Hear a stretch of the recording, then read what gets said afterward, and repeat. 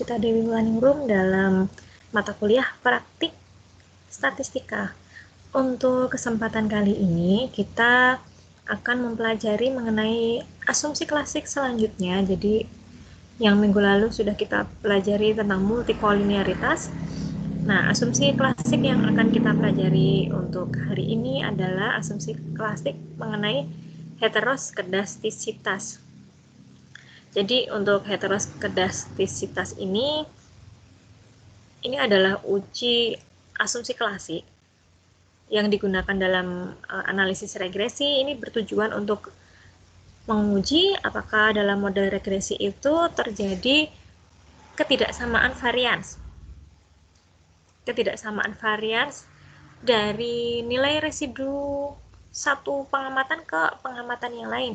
Nah, jika nilai varians ini itu nilai varians dari nilai residu satu pengamatan ke yang lainnya itu bersifat sama atau tetap, ini kalau sama atau tetap itu disebutnya homoskedastisitas. Tapi kalau misalnya berbeda antara pengamatan yang pertama dengan selanjutnya, pengamatan yang satu dengan pengamatan yang lain, maka ini terjadinya adalah terjadi heteroskedastisitas.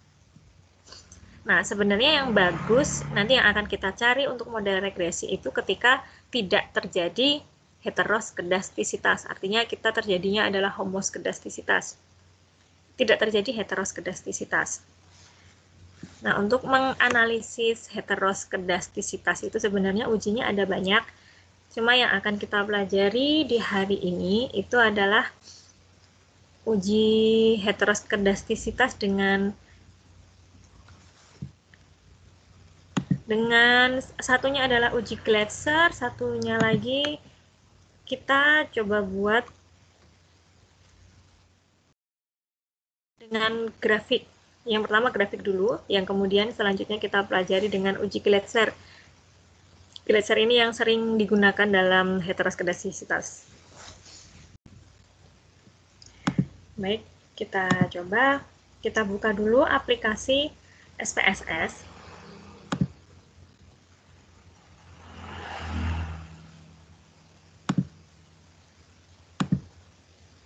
Kita buka dulu aplikasi SPSS kita, sebentar.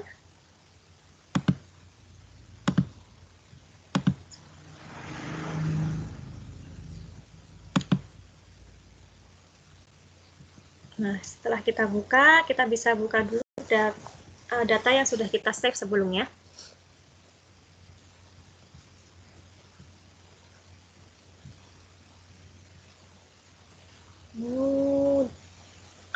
Open data, kita open, kita gunakan data yang sudah kita save waktu itu. Kita menggunakan data kinerja bank ya untuk latihan kali ini.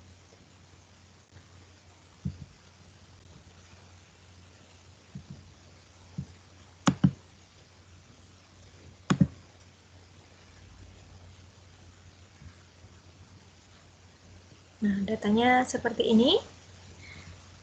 Lalu, untuk yang pertama, kita bisa uji heteroskedastisitas. Data ini kita coba dengan grafik. Yang pertama kita analyze dulu, seperti biasa. Analyze regression linear. Kita pindahkan, dependennya adalah row waktu itu. Dan independennya ada car, NPL, row, Ochor, dan LDR. Kita pindahkan ke bagian independen. Kemudian kita klik plots. Nah, di plots ini untuk bagian Y itu kita isikan ZPRED itu. Dan untuk X itu kita isi yang stress ID. Kita continue. Lalu bisa di OK.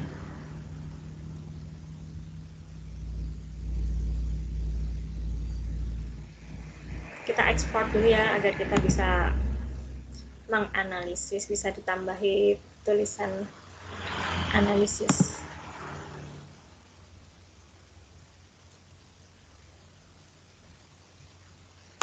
Saya simpan. Ini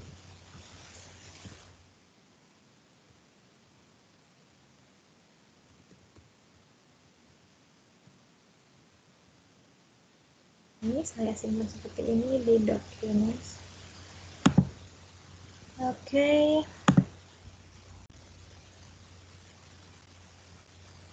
Sudah saya ekspor. Kemudian saya buka dulu. Tadi ada dokumen ya. Tadi heterographic.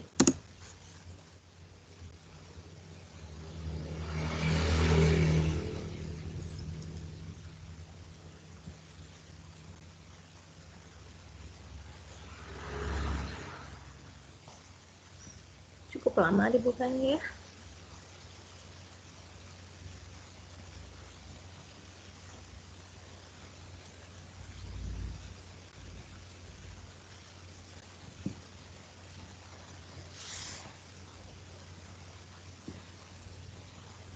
Nah, sudah terbuka. Kita bisa lihat nanti ada di sini ada grafiknya. Nah, jika sebarannya merata, itu bisa kita sebut sebagai terjadi heteroskedastisitas. Di sini sebarannya tampaknya merata ya. Ada yang di atas 0, ada yang di bawah 0, ada yang sampai sini, sampai ke sini. Semuanya juga di tengah ini ada 0, ada yang di samping 0, ada yang di sini. Kalau berdasarkan grafik ini, bisa kita katakan bahwa data ini terjadi heteroskedastisitas.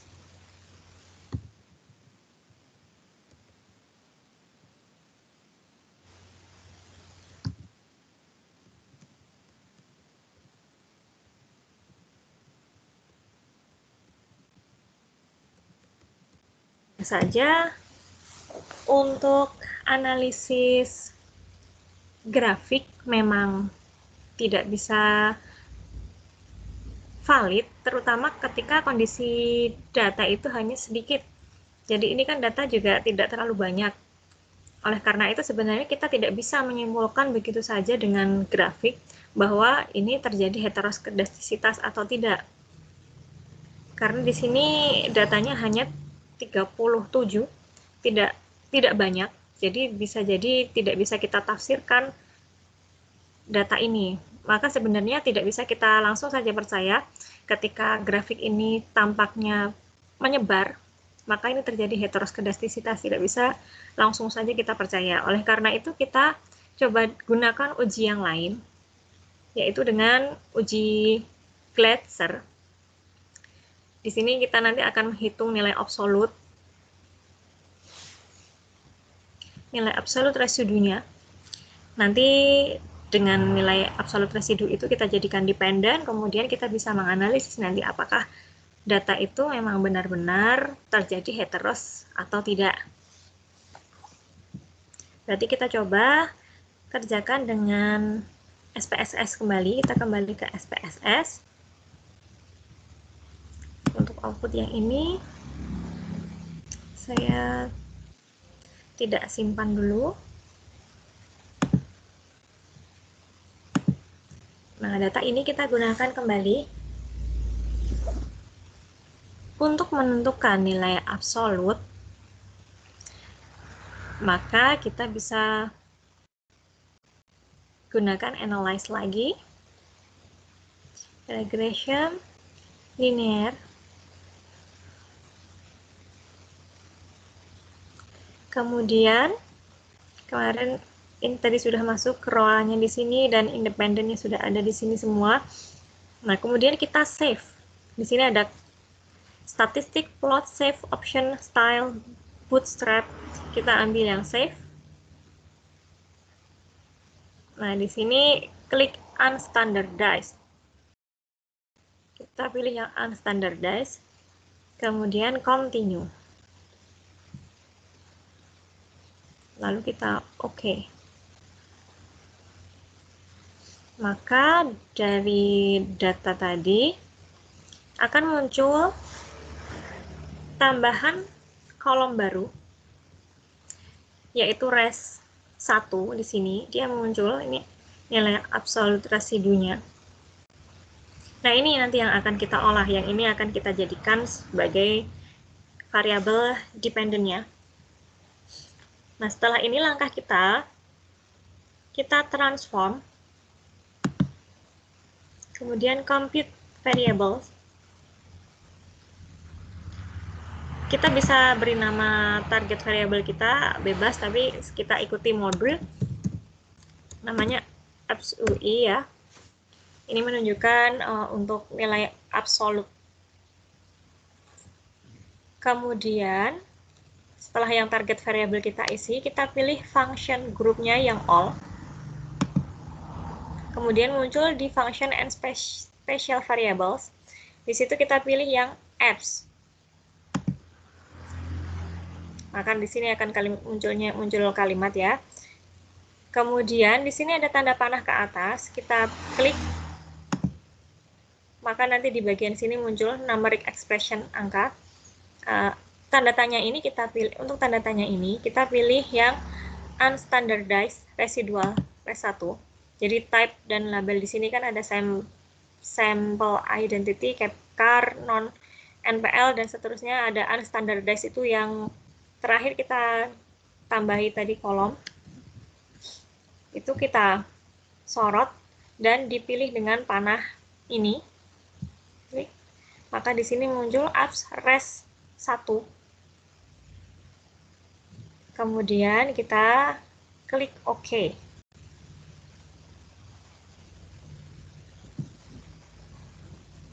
Maka nanti kita bisa olah kembali data ini. Sekarang kita ulang lagi.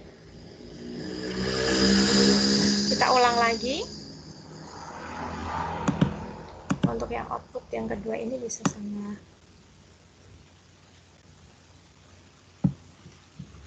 Saya hapus dulu ini data yang ini ya.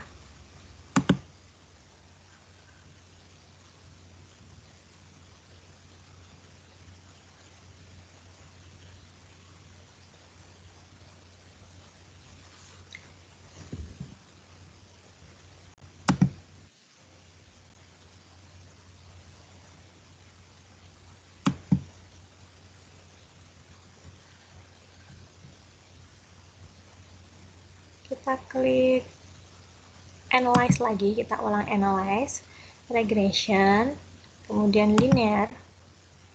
Nah, di sini sudah bukan row lagi untuk dependennya. Dependennya kita ganti AppsUI.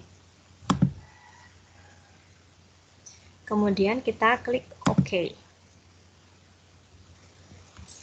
Maka nanti akan muncul data baru yang kita regresi dengan nilai absolute residu tadi.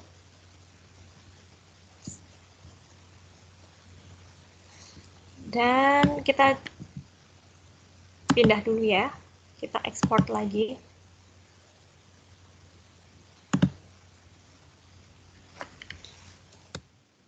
Beri nama hetero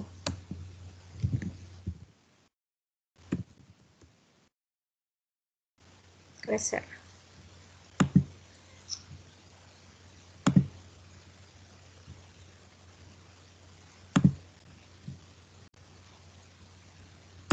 Saya buka lagi hetero Glaser sekarang.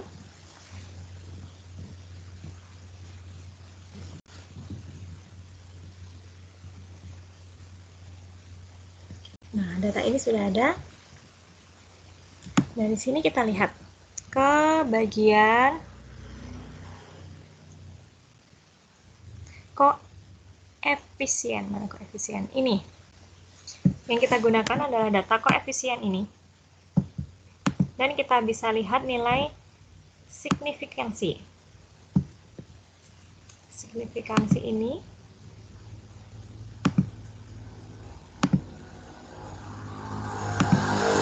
kita lihat ya nilai signifikansinya untuk setiap variabel independen. Ada char, NPL, ROE, kemudian OCHOR dan LDR. Sini nilainya 0,829, 0,681, 0,395, 0,422, dan 0,478. Nah, untuk heteroskedastisitas ini prinsipnya adalah ketika nilai signifikansinya lebih dari 0,5% atau 0,05 ya, maka tidak terjadi heteroskedastisitas.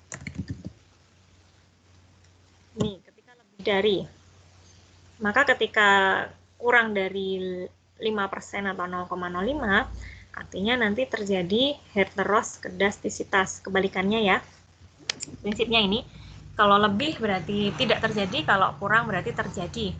Nah, di sini kita bisa lihat nilainya semua lebih dari 5%.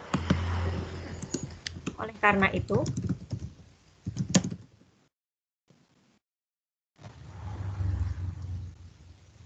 pada data ini tidak terjadi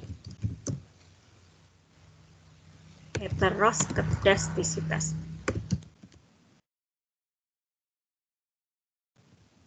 Nah, nilai signifikansinya lebih besar dari 5%.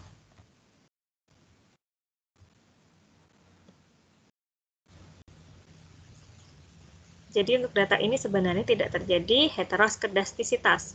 Berarti data ini layak sebenarnya untuk kita uji regresi berdasarkan asumsi klasik heteroskedastisitas. Karena dia tidak terjadi heteroskedastisitas. Oke, berarti untuk pertemuan kali ini kita sudah pelajari mengenai heteroskedastisitas. Semoga bermanfaat dan mudah dipahami ya. Sekian dari saya. Wassalamualaikum warahmatullahi wabarakatuh.